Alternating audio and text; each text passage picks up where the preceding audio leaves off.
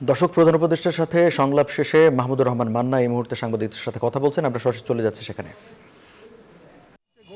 তিনটা ফ্যাক্টরি যোগ দিচ্ছে, তিনটা ফ্যাক্টরি বেতন পাচ্ছে না, তারা আরও তিনটা ফ্যাক্টরিকে সাথে আনছে। এটা যদি চলতে থাকে, প্রায় মাসব্যাপী একটা বিক্ষোভ চলছে, এটার impact on the international trade wise খুবই খারাপ হতে পারে। তাতে করে দেখা যাবে যে সামগ্রিকভাবে এটা আরও বেশি বিস্তৃত হতে পারে।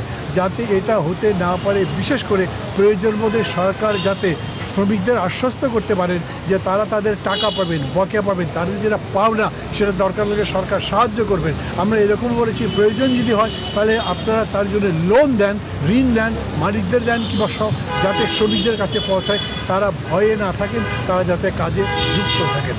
দুটো বিষয়ে পার্টিকুলারলি বলেছি। ওনারা সংস্কার বিষয়ে আমাদের কাছে জানতে চেয়েছিলেন, আমরা খুবই স্পষ্ট করে বলেছি সংস্কার আমাদের। এনজিওর কিস্তি প্রথমবার বিকাশ পেমেন্ট করলেই 20 টাকা ইনস্ট্যান্ট ক্যাশব্যাক।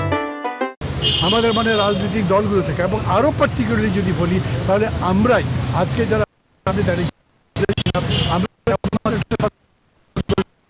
কেবল একটা নির্বাচনের আন্দোলন করছি না, আমরা এই সামগ্রিক আন্দোলনটা করছি যাতে একই সাথে নির্বাচন প্রক্রিয়া বদলে দেওয়া যায়, যাতে একই সাথে গণতান্ত্রিক ব্যবস্থা করা যায়, একটা গণতান্ত্রিক রাষ্ট্র করা যায়, আবার যাতে ফ্যাসিবাদ ফিরে আসে, সেই জন্য রাষ্ট্রে একটা সংস্কার করা দরকার।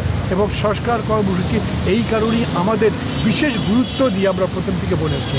আমাদের যারা কনস্টিটিউয়েন্ট 6টা দলের মধ্যে একটা দল আছেন যে দলের নামই রাষ্ট্র সংস্কার আন্দোলন, এবং শুরু থেকে তারা এই কথা বলছেন, আমরাও তাদের সঙ্গে বলেছি, বাকিরা আমাদের সাথে একমত হয়েছে। অতএব সংস্কার কর্মসূচিতে ইতিবাচক যে কোনো পদক্ষেপকে আমরা সর্বাত্মক সহযোগিতা করব।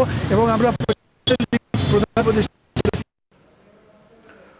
দর্শক, প্রধান উপদেষ্টার সাথে বৈঠকের পর নাগরিক ঐক্যের নেতা মাহমুদুর রহমান মান্না বক্তব্য রাখছিলেন। আমরা সরাসরি ছিলাম সেখানে।